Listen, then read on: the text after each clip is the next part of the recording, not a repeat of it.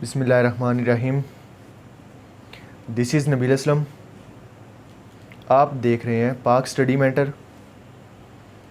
First MCQs हम study करेंगे। The milk needs to be heat for complete pasteurisations held for 15 second. Correct answer इसका 15 second है। Purpose of पास्चराइजेशंस, इसका purpose क्या है? इसका मेन मकसद जो है वो मिल्क सेफ्टी टाइम को बढ़ा देना, for destroying causing micro organisms, जो माइक्रो ऑर्गेनिज़म्स हैं उनको ख़त्म करके प्योरीफाई करके उससे प्योरिटीज़ को बढ़ा दिया जाता है जिससे वो ख़राब नहीं होता। यानी increase keeping quality of milk products by destroying spoilage micro organisms and enzymes जो होते हैं वो कंट्रीब्यूट करते हैं रिड्यूस करने में क्वालिटी को and shelf life of milk. Process of heating या boiling milk for health benefit has been recognised since early 18th century में। Then this process is also apply for milk borne illness.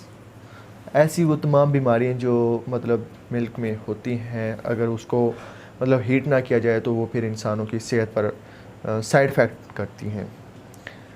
पास्चराइजेशंस milk destroy 99.9% of disease जो काज बनती है micro organisms की।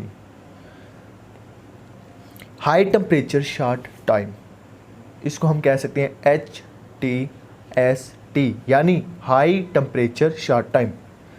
ये एक ऐसा method है जो पास्चराइजेशंस में इस्तेमाल किया जाता है। ये मेथड इन्वॉल्व करता है मेटल प्लेट्स को एंड हॉट वाटर यानी गर्म पानी को to raise temperature of milk at least 161 Fahrenheit पे यानी 71 डिग्री सेल्सियस पर। ये जो है मिल्क बॉयल होता है 15 सेकेंड्स में। प्रोसेस ऑफ पास्चराइजेशंस जिसको नेम दिया आफ्टर लुईस पास्चर के, उनके वर्क के, जिसने डिस्कवर किया कि spoilage organisms could be destroyed deactivated in the wine by applying the heat or temperatures. So this process next apply on milk. Next, vitamin that not produced by body and is not found in fruits and vegetables is vitamins B12. Vitamin B12 is not found in fruits, ये जो है fruits में नहीं पाया जाता। Fruits is also high in fibres, high fibres जो होते हैं वो इंसान को यानी मोटापे से, दिल की बीमारियों से और डायबिटीज़ से बचाते हैं। और ये हम हासिल करते हैं खुराक like meat, fish and poultry. The best source of vitamin B12. It is also good source of protein and other vitamins. हमारी बॉडी को विटामिन B12 ज़रूरत होती है एक प्रॉपर काम करने के लिए। अगर हमारी बॉडी में विटामिन B12 की मिकदार की डेफिशिएंसी हो जाए तो हमारा जो है जिस्म यानी हमारी बॉडी सही तौर पर वर्क नहीं कर सकती, क्योंकि वो रेड ब्लड सेल को प्रोड्यूस नहीं करती। और इस तरह ये सारा का सारा प्रोसेस जो होता है वो हमें वीकनेस की तरफ ले जाता है। B12 also known as cobalamin is a water soluble vitamin involved in metabolism. It is one of the 8 B vitamins. It is the cofactors in DNA synthesis in both fatty acids and amino acids metabolisms.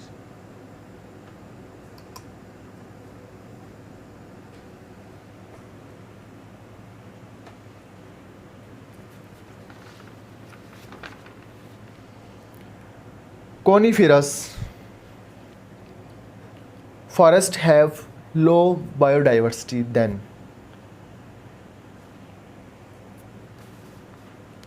पहले हम देखते हैं कि मतलब ये है क्या चीज़।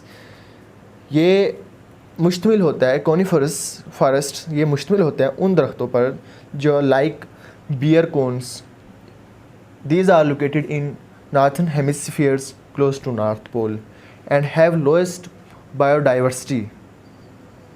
3 types के फॉरेस्ट हैं जिनमें deciduous, coniferous,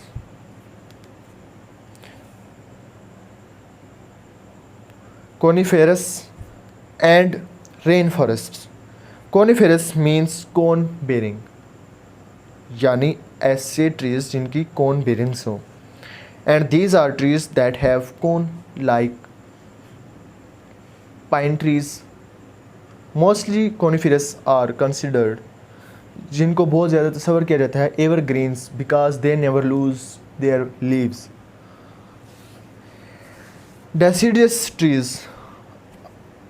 Deciduous forests are those trees which lose their leaves in winter, and its mean is falling off, यानी deciduous mean falling off, जिसके एग्जांपल्स मैपल ट्रीज, हर वो दरख्त जो पत्तों को लूज़ करता है विंटर्स आने में।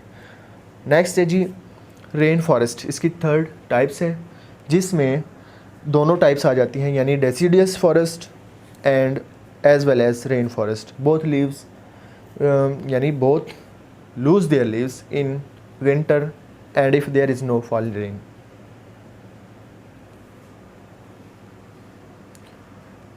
Coniferous forest vegetations composed primarily of the cone bearings, needle leaved or scale leaved evergreen trees found in areas that have long winter and moderate to high annual precipitations. Pines, spruces, firs and larches are the dominant trees in coniferous forests. It is consist of conifers, which are trees that grow needles instead of leaves and cones instead of flowers. So the correct answer is option C, tundra. Rocks that contain fossils are, वो चट्टानें जो fossils पर मुश्तमिल होती है वो कौन सी हैं? Sedimentary rocks. Sedimentary rocks, basically rocks की 3 टाइप्स है जिनमें igneous rock, sedimentary rocks and metamorphic rocks. All fossils are present in sedimentary rocks. तमाम के तमाम जो फोसिल्स होते हैं वो सेडिमेंट्री रॉक्स में पाए जाते हैं। फोसिल्स पाए जाते हैं शेल्स, लाइमस्टोन्स, लैंडस्टोन्स में। फोसिल्स जो हैं वो सेडिमेंट्री रॉक का हिस्सा बन जाते हैं जब सेडिमेंट्री रॉक्स जैसा कि mud, sand, shells and Peebles जो कवर कर लेते हैं प्लांट्स को और एनिमल ऑर्गेनिजम्स और उनको प्रिजर्व करते हैं उनकी कैरेक्टरिस्टिक्स को through out the time. Metamorphic and igneous जो रॉक्स हैं वो हीट और प्रेशर्स रिसोर्स फोसिल्स में इन्वॉल्व होती हैं।